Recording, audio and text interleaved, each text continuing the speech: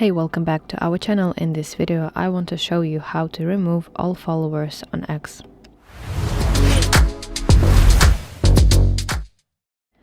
So the ability to remove all followers on X is available on X website, and that option is typically not found directly in the X mobile application. So you have to open your preferred browsing system and open this page, x.com, that's official website of X.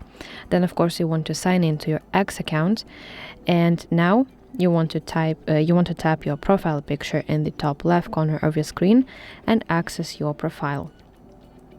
So now find a followers count right here at the top, select followers section, and now scroll to find specific follower that you want to remove, and tap three-dot button next to it and select option remove this follower.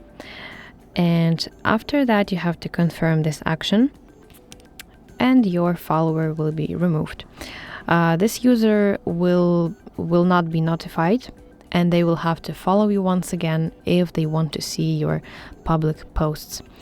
If you want to delete all of your X followers, you have to just repeat all those actions one by one, or you can use third-party tools to mass delete all followers on X. That's it. Thank you for watching. If you found this video helpful, please like it and subscribe to our channel to see more content like this.